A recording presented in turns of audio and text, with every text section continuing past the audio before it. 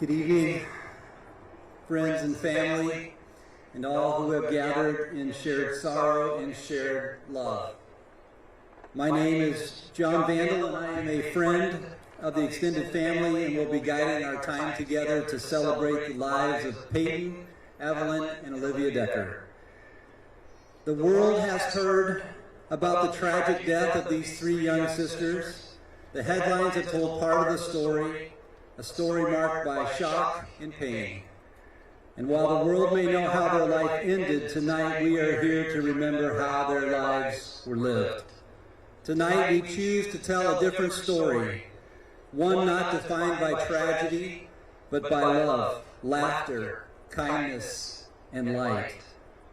I had the privilege of sitting in the living room with Whitney and her family last week, and I told them I would only stay for 90 minutes, and after nearly 3 hours of hearing the family tell stories of the girls, I wiped the tears from my eyes, and I left that meeting with a deep love and respect for this family and an inspiring admiration of Payton, Evie, and Olivia. I wish you could have been there with me, but I hope what happened in my heart that day will happen in your hearts tonight. As we journey through the story of Payton, Evan, and Olivia, we will cry together, laugh together, and likely take inventory of our own lives. Listen closely to their stories, as each of the girls are unique, and each has something to say to us. And finally, we are also here tonight to bear witness to something just as powerful as their light, your response. This community, all of you have been a beacon in the darkest night. Through your acts of generosity and your prayers, your presence, and your love, our first responders, search and rescue, and tireless efforts of law enforcement, you have reminded us all, even in the shadow of something unthinkable, that the light still shines. I believe in a tragic time like this, that theology should take a back seat so that we can simply weep with those who weep. I know in a crowd this size there are many different beliefs represented here, and we respect that. And at the same time, if you are comfortable, I would invite you to join me in a simple prayer. God, I pray that you would speak to our hearts through the lives of Payton, Evelyn, and Olivia. May you use the light of their lives to help us see more clearly as we find ourselves tonight in the shadow of sorrow. We don't understand, our hearts ache, And we need each other tonight, and we need you. Amen. Well, every life is a story worth telling. And tonight we are going to begin with Payton. Tyler will come now. Tyler is a member of the community and has been played a significant role in this family's life. So Tyler, if you come.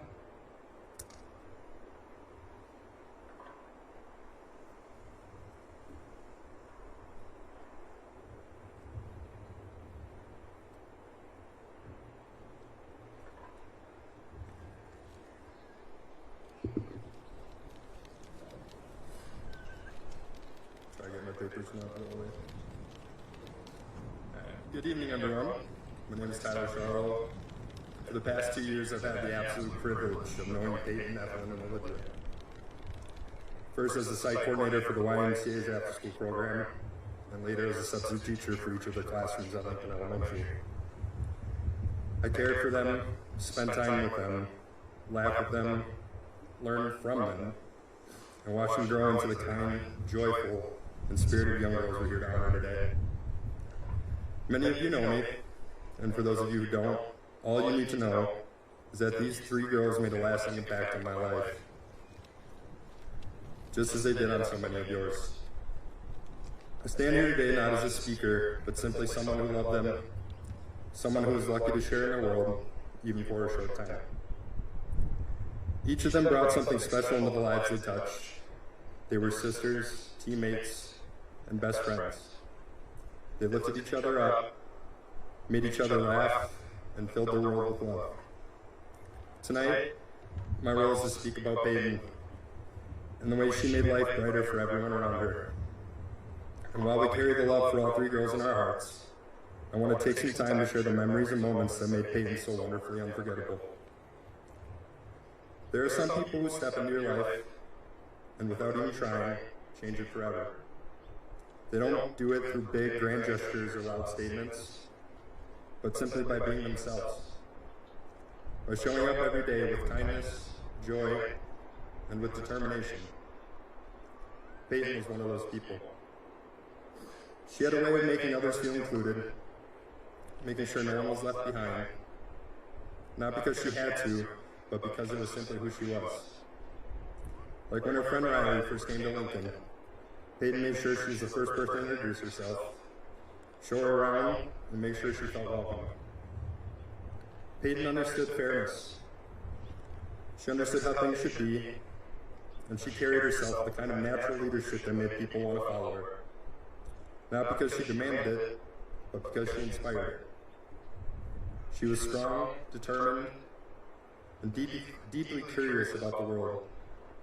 She asked big questions and small ones, and the kind that made you stop and think.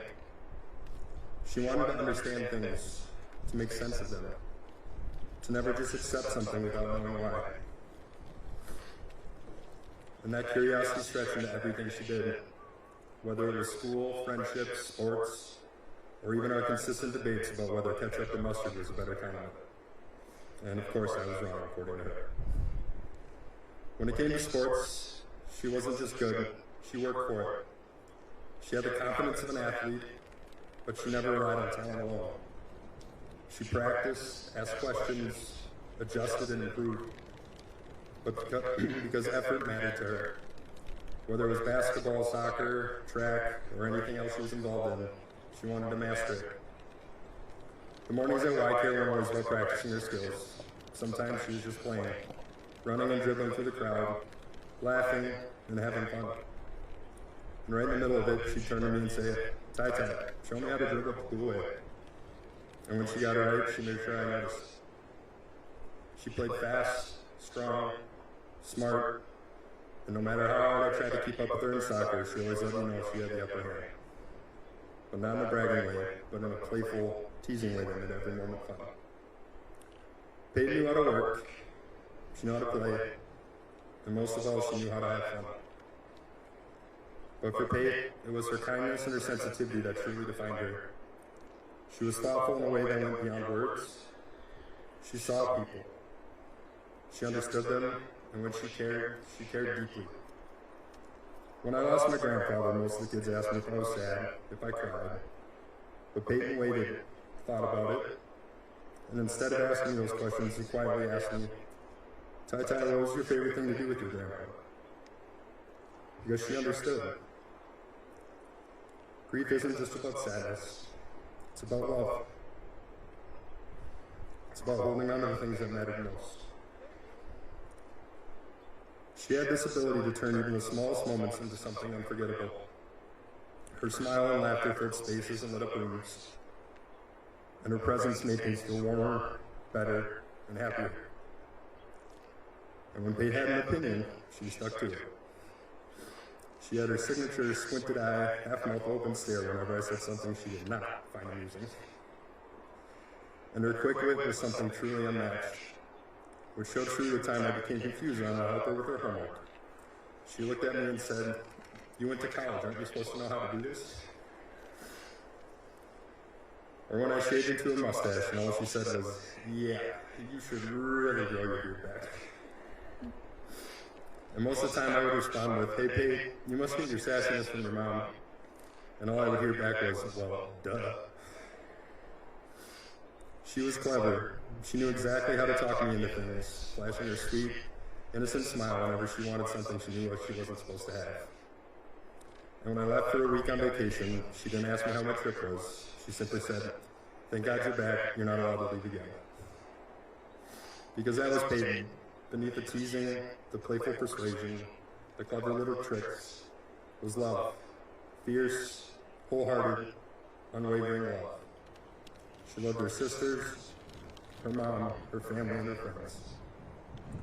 She poured herself into the memories she made, the trips she took, and the adventures she planned. The simple, beautiful moments spent with the people who meant most to her. That kind of love doesn't fade. It stays.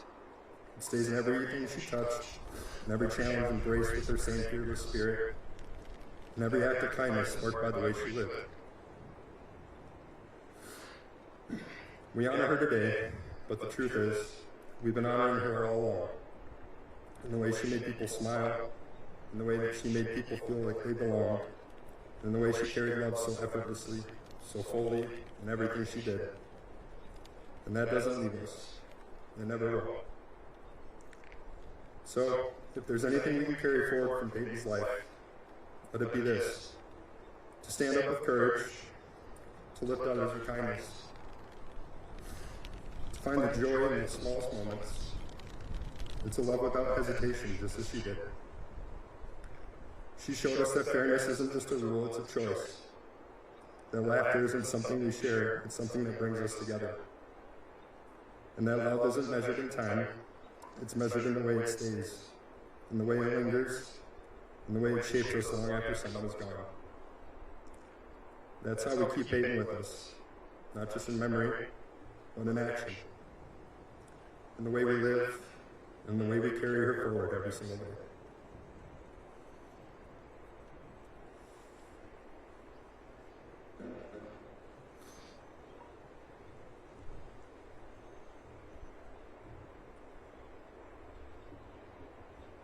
Thank you, Tyler. A few memories that stood out to me from my time with the family about Payton is Payton was so generous with her hugs. Grandma Rhonda said that Payton would wrap her arms around you and she would look up at you with those big brown eyes and she could just see straight into your soul. Payton still loved to hold her mom's hand in public. A lot of 9-year-olds have given that up. Payton always found something positive to say to friends and strangers to encourage them.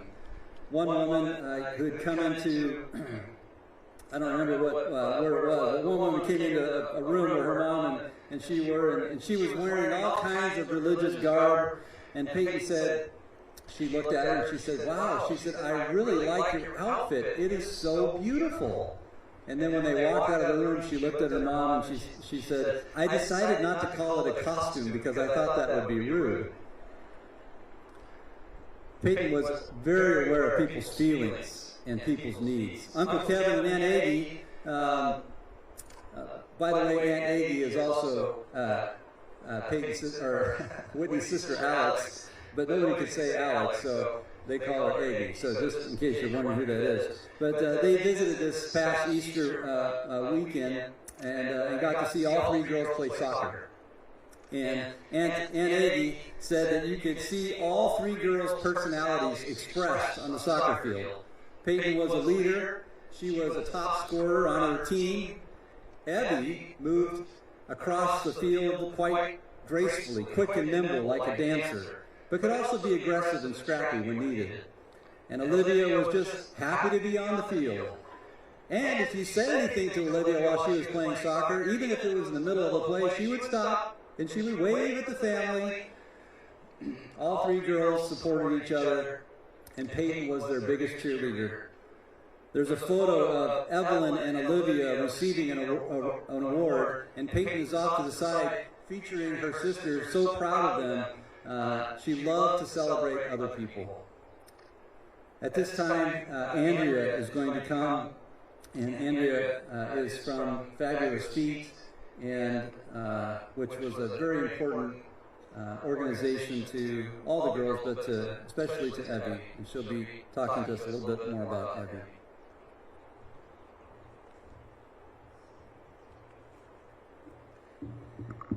Good evening. So as John said, I am one of the teachers at Fabulous Feet, where Evelyn was on the competition team, and Olivia also took class. But I'm also connected to the family in other ways. I first met Payton, Evelyn, and Olivia, and Whitney during church experience 3 years ago, I think we decided. Whitney and I instantly bonded. We both have three girls, and they're all lovely and wonderful and multiple personalities. And we also drive the same car, so we had a lot of fun with that. Sometimes intentionally, sometimes not. Where we park next to each other, and I don't know how many times the girls tried to get in the wrong mom's car. And it wouldn't have mattered. We just would have taken them home. It's fine.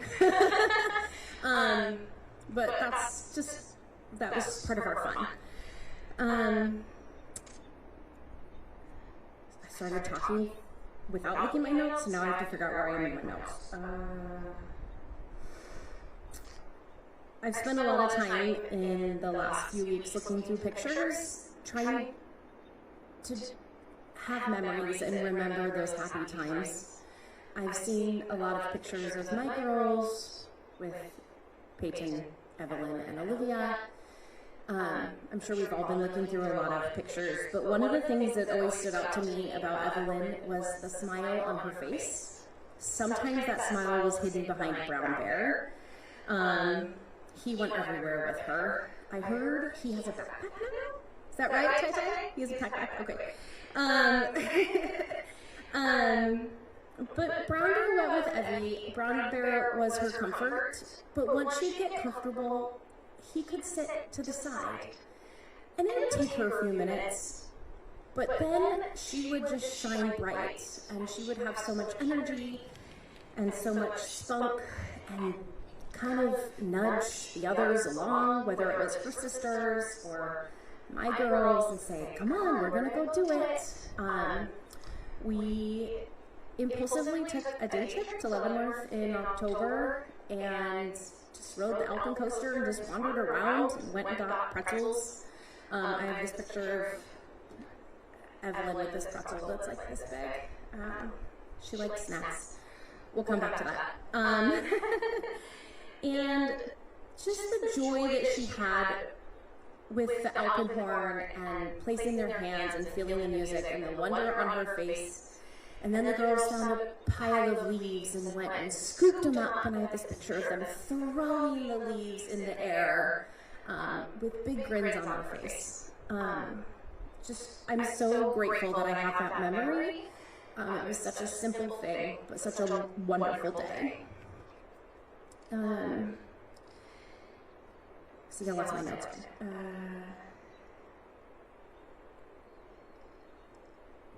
Evie was silly. Sometimes quietly silly, but sometimes not so quietly silly.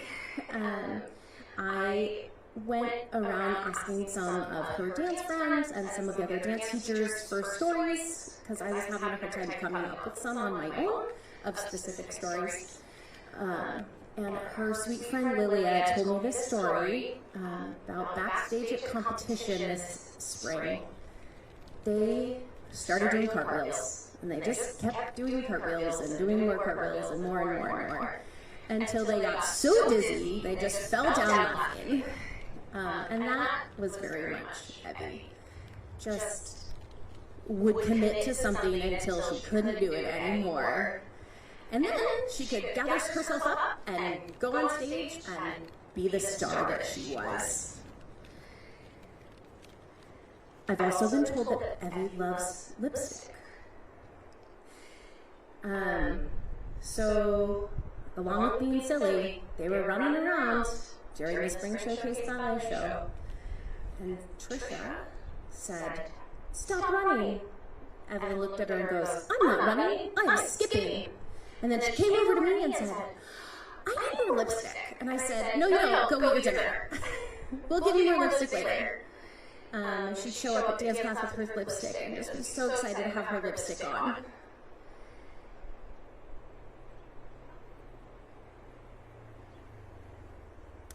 She was a great friend. She was a friend to everybody. She was nice to everybody. But much like Payton, not because she should be, but because she really cared. She also gave fantastic hugs. She would come in to my class on Wednesdays, give me a big hug, and then say, "What snacks do you have? I'm hungry." So I started packing extra snacks on my long Wednesday day at the studio because I knew Evie would be hungry.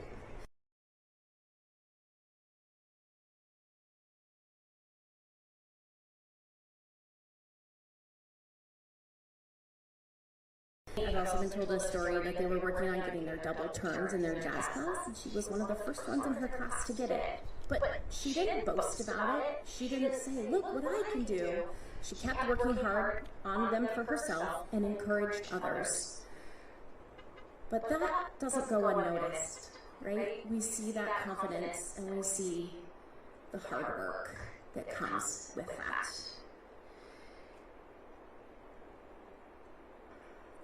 There are a lot of words to describe Evie. She was kind, she was a dancer, she was an athlete, she was an actor, and so much more. The word I use to describe Evie is a star. She was a star wherever she went. I am so honored and proud and humbled that I got to live in her light. And I just hope that we all can continue to spread her light and she can shine through us. Thank you.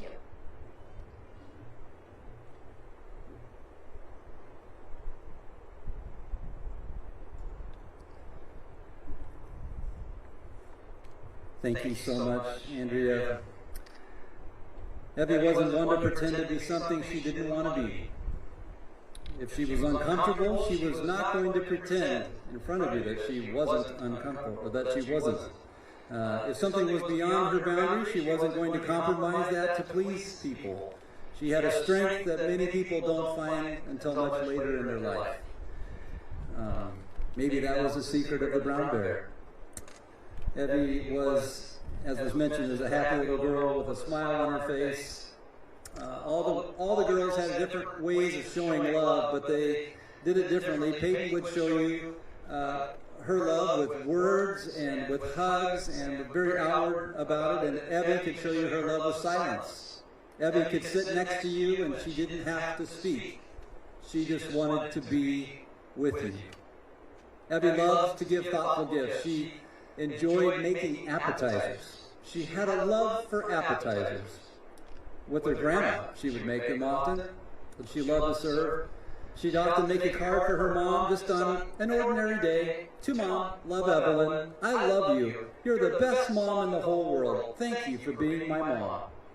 Evie recently bought her grandma Rhonda a fish necklace. And she used her own money. She's wearing it tonight. She used her own birthday money. She was out supposed to be shopping for herself, but instead came back with a gift for Grandma. And when Evelyn showed up with Girl Scout cookies for a family event, she even remembered to get a gluten-free carton of Girl Scout cookies for her gluten-intolerant family members. She was just very intentional for a young little girl about remembering you.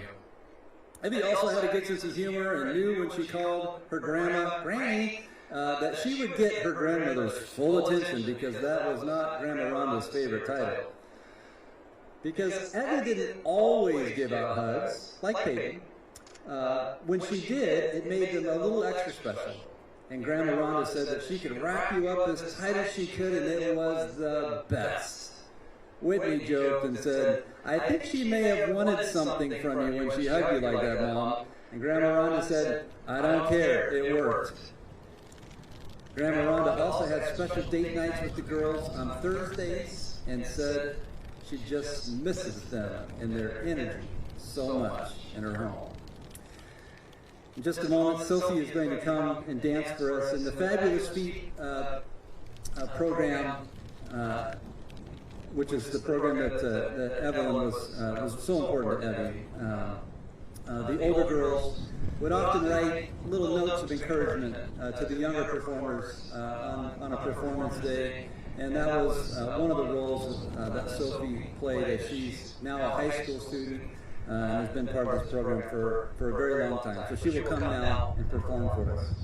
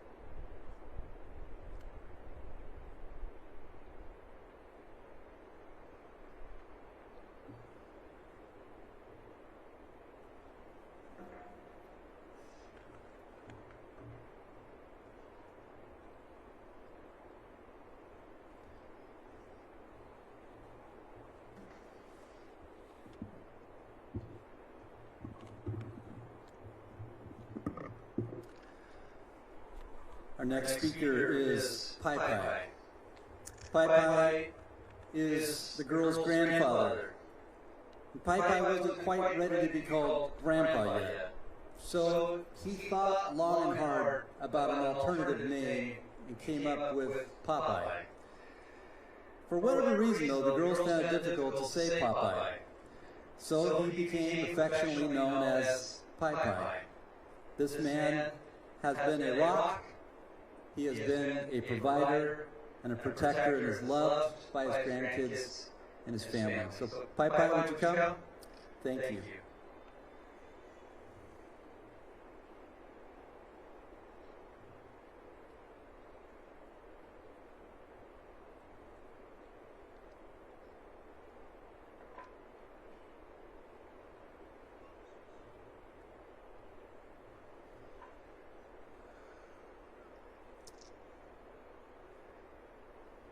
Good evening, everyone. I want to thank each and every one of you for being here tonight to honor the memory of my beautiful granddaughters, Payton, Evelyn, and Olivia, and to support my daughter, Whitney, and our family through this really incredibly difficult time.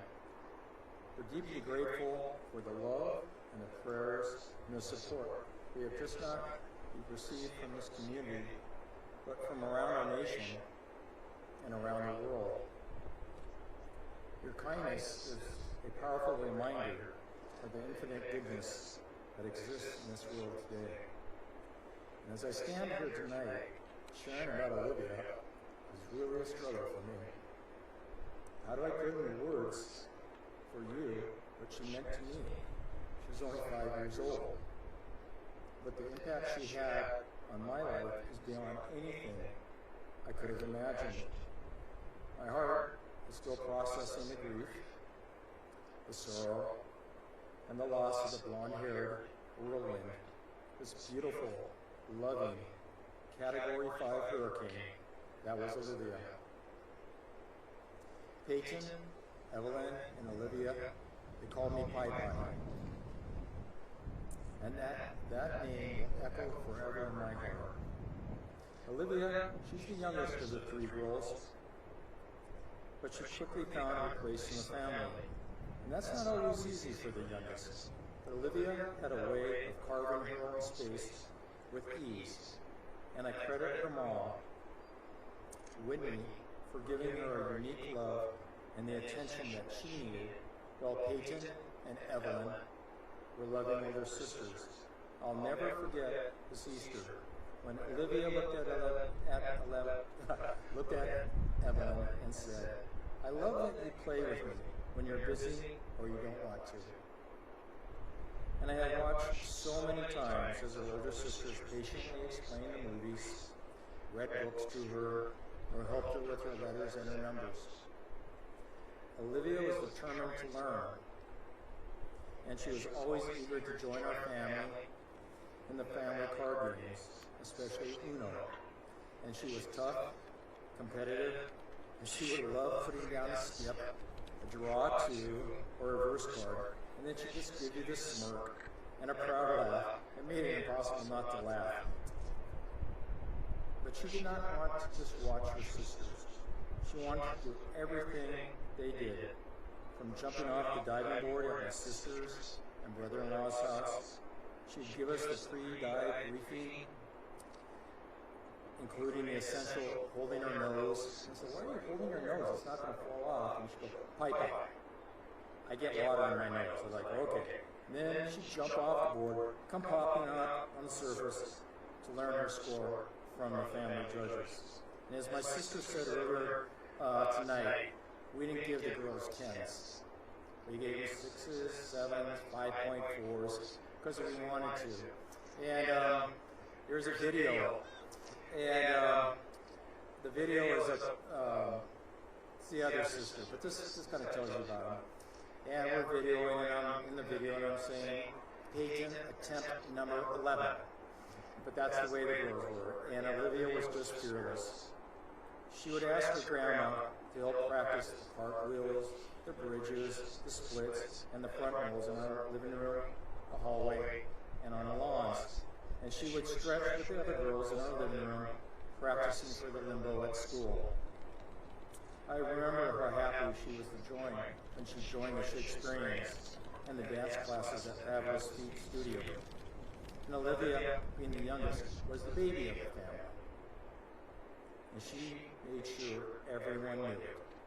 I would often, many times, give Olivia my best eye rolls when she would ask to be carried.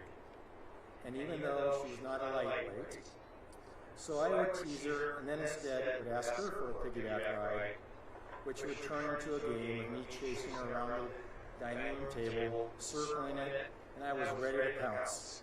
Or I was trying to jump over a couch and just try to get over that couch. It's a big barrier for me at this age, so it wasn't always lucky. But Olivia, she also loved school. Well, most of it. She did not like the early mornings, but she absolutely loved being with her sisters during the day. And this year, she was in kindergarten, and she just blossomed. I heard she made a really kind impression on her classmates and teachers alike. And Olivia was enthusiastic about learning, especially reading, and she had a very inquisitive mind. One of my fondest memories was when she told me how much she loved the monkey bars at recess. I decided, okay, we need a race on them. And I quickly learned at my age, stretching before attempting on the monkey bars is highly recommended for you. Olivia made it look so easy as she just swung from bar to bar, or ring to ring, I should say. At our house, Olivia was a burst of energy. She would yell my name, even if I was only a few feet away, daring me to come get her. She would shout, giggle, and ask for my attention, and I would tease her saying, I'm going to get you if you don't stop yelling. And she would just cock her head, flash that grin, adjust her feet a little bit, give me that daring look, and she would just say, try it. Now, watching her soccer games drove me crazy. Olivia was not really quite sure of the game at first, and she had a tendency to stop and smile at her mom when she was supposed to be running. And I just remember shaking my head at Whitney, and when Whitney would yell, "Go, Olivia!" and Olivia would just pause, right on the field, and the ball would go right past her. And I would say to Whitney, would you stop yelling her name? She cannot focus when you're cheering on her like that. Because in my mind, I'm thinking National Women's Soccer League. But deep down, I knew Olivia, loved best about soccer was truly the camaraderie, her teammates, her coaches, and of course that parent-family tunnel and the after-game snacks. Olivia was a teacher to me. She taught me about kindness. We often talk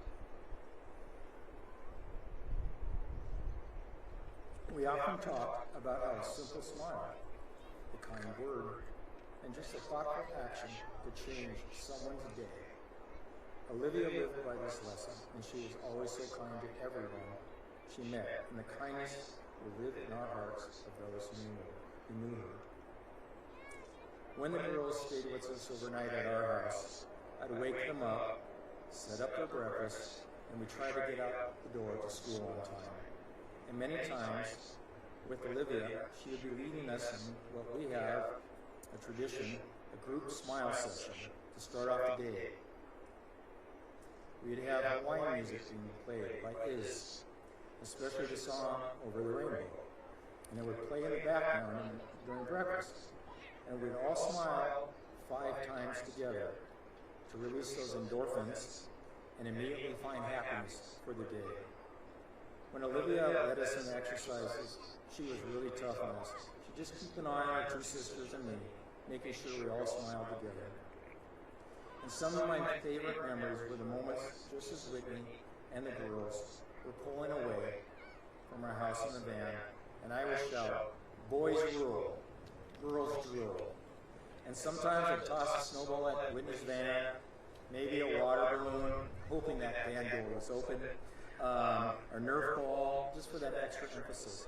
And then the van would slow down, the window would roll down, 3 little heads would pop out, shouting back at me and said, "Girls rule, boys rule." And if Whitney did not slow down the band, I could count on a phone call seconds later with all of them yelling on the phone together, "Girls rule, boys rule." Thank you, Olivia, for all the love, the laughter, and the joy you brought into our lives. You have filled my heart with happiness, and I will carry Olivia in my heart for the rest of my days. I love you, sweet girl.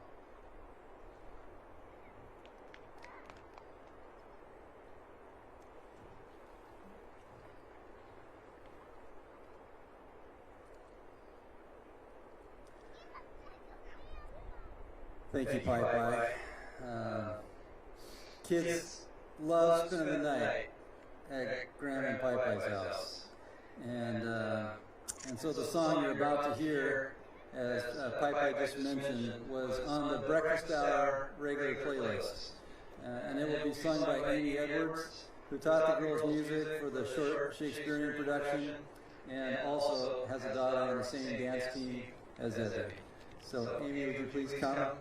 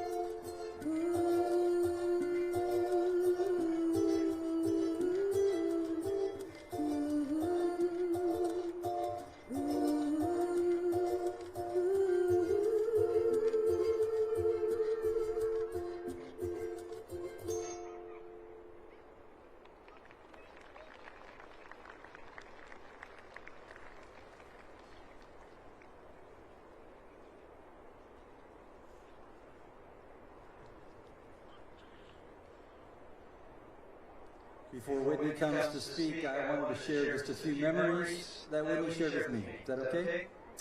Whitney said after her divorce, one of her favorite times with her girls was taking an annual trip in January with them. Each January, she'd take one of the girls on a trip, just she and them, to a location of their choice. The first trip was with Evie, and Evie chose to go to Paris and London. That girl's got taste.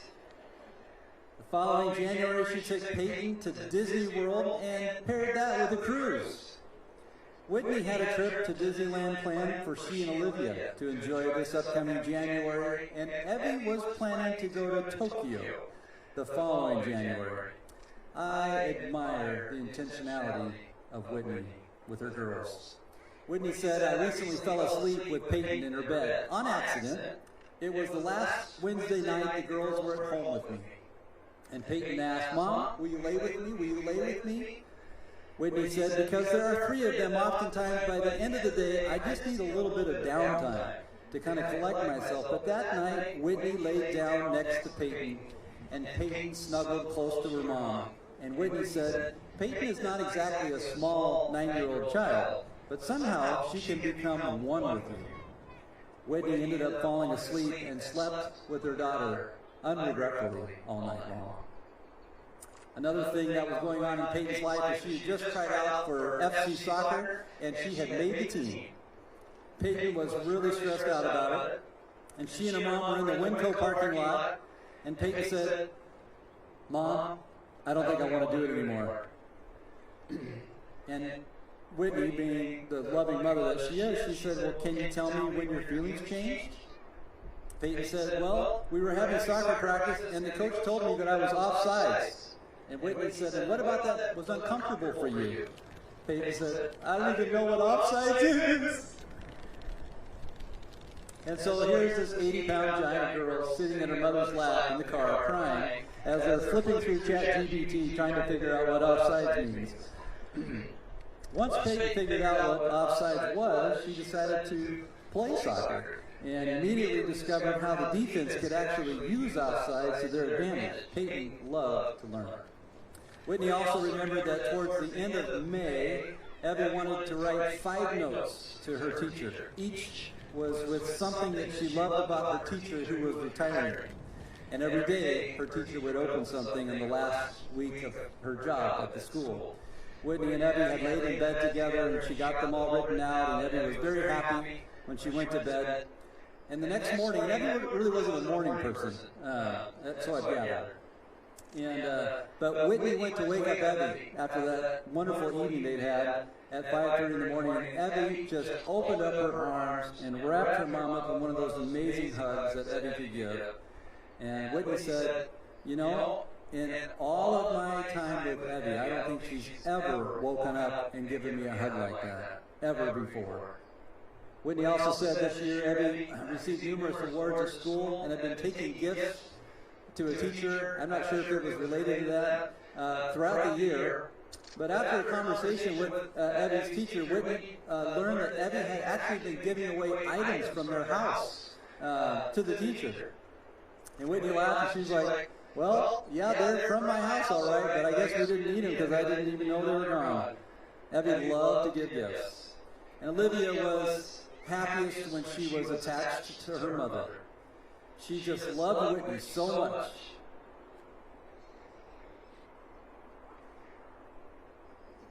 When the other girls were upset, they would go and hide in their room. But when Olivia was upset, she would come and she would find her mom for comfort. Whitney was Olivia's safe space, and so that also became a comfort to Whitney. And since Olivia began attending school, Whitney said she could see Olivia becoming her own person, but for Whitney, Olivia was her brown bear. Always there, and always along for the ride. There are no words that can describe the weight of a mother's grief, but Whitney has a love that still finds its voice through heartbreak. And so Whitney will come and share now, not because it is easy, but because her love for Payton, Evie, and Olivia is stronger than anything this world could ever take away from her. Would you greet Whitney?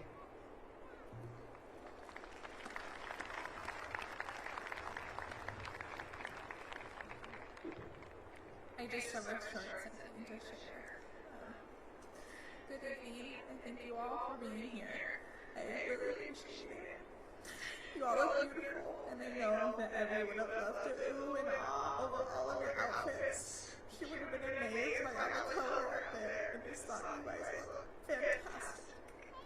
You know that Payton would have sought each and every one of you out to try to find something to give you a compliment for. She did that for everyone, whether it was in the grocery store or at school or with me, always telling me, "Oh, you look so beautiful, Mom, I love your earrings," or whatever it was that she could find. I wanted to share a means of connection the girls and I had that I think allowed them to have such warm and open hearts to the community around them. After my divorce, there were a lot of feelings flowing through my house, as you could imagine, me going through a divorce with 3 small, tiny women. Some of the feelings were easier to talk about than others. Through the girls' time with Children's Home Society and some incredible therapists, we discovered the 3 feelings. At night, during their bedtime routine, I would ask them what 3 feelings they felt during that day. No feeling too big or too small, and what was going on when they felt those feelings. For Payton, she always had more than 3, consistently eager to tell me about every minute of her day. She was always interrupting her sisters to make sure I knew every single one. For Ev, we would talk about her feelings one-on-one, right at bedtime, because she wasn't always ready to share them with her sisters. And for Olivia, we were still working on how to describe all of her feelings, but beyond a shadow of a doubt, one was always happy. Even when I tried to avoid telling my feelings, which is so easy to do as an adult, I feel like, the girls, one of them, would always say, "Wait, Mom, you didn't tell me what yours were," and make sure that I too would tell them what my 3 feelings were. I'm so thankful for the time that I had with the girls. And how the 3 feelings allowed us to connect when the world slowed down. And it really gave me an inside look into their day. I believe doing this with them allowed them to come into the world with open hearts and kindness. I hope that you are all able to do some version of the 3 feelings with your loved ones. Thank you everyone for being here tonight and the outpouring of love that you have shown me and my family over the past few weeks. I truly hope that the legacy of the girls' lives lives in everyone's heart forever. They were incredible.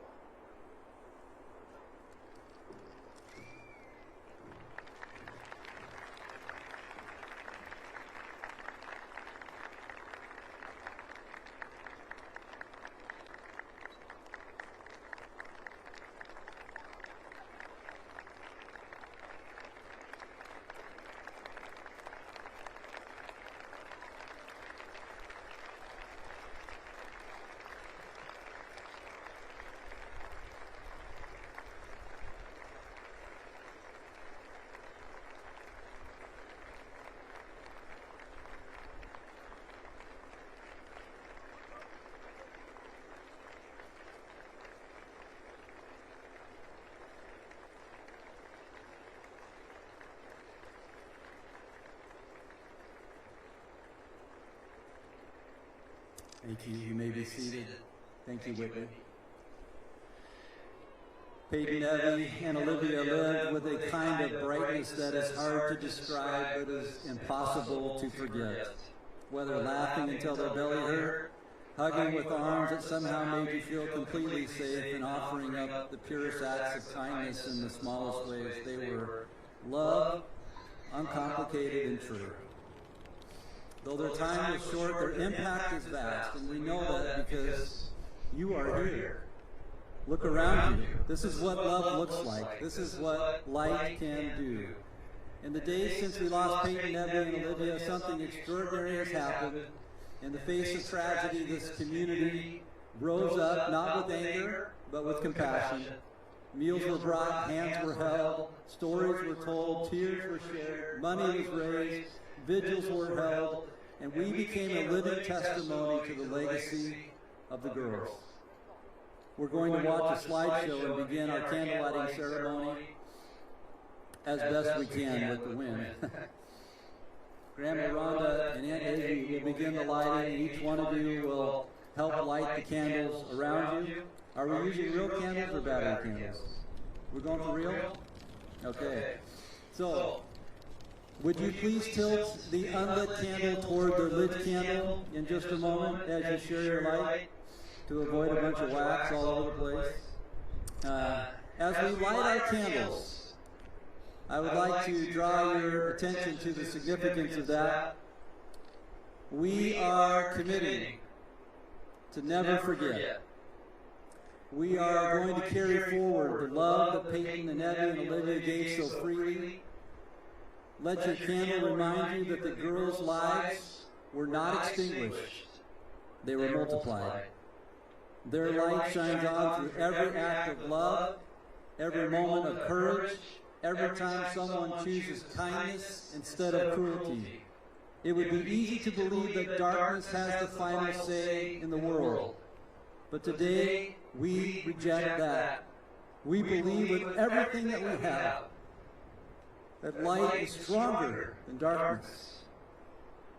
That love is louder than hate, and that goodness endures. And that the brightness of these three small lives from Wenatchee, Washington, Payton, Evelyn, and Olivia, will set millions of hearts on fire.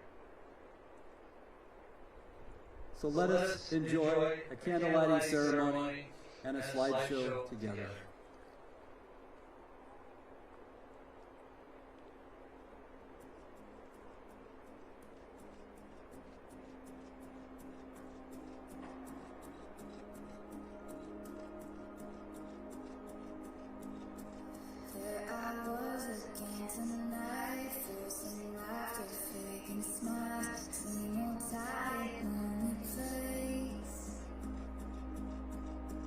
Walls of incense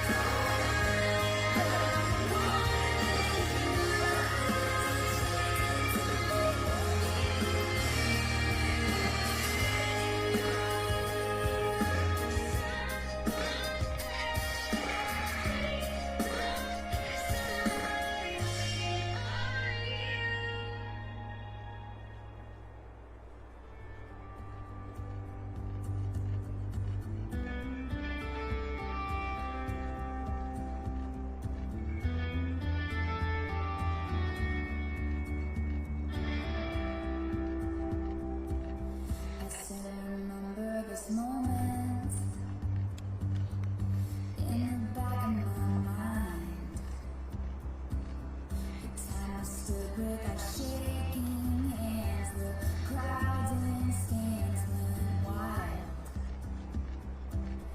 We were the kings and the queens, and they read our names. The night you danced like you knew our lives would never be the same. You had your head like a hero,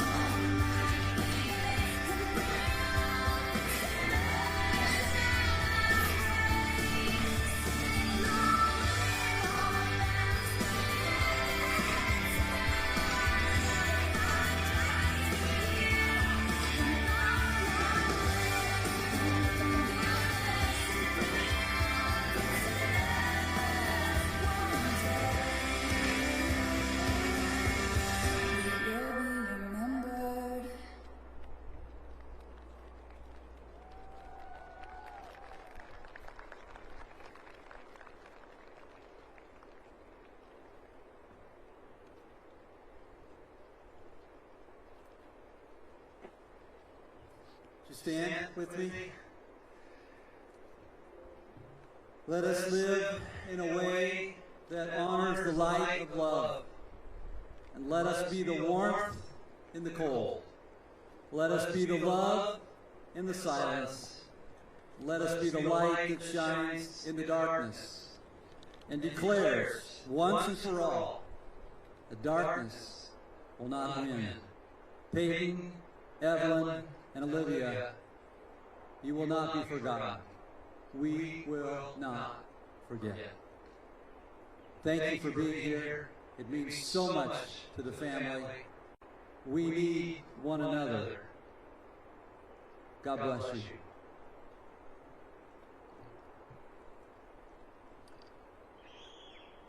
That is the conclusion of our time together. Amy, remind me what I'm supposed to tell people.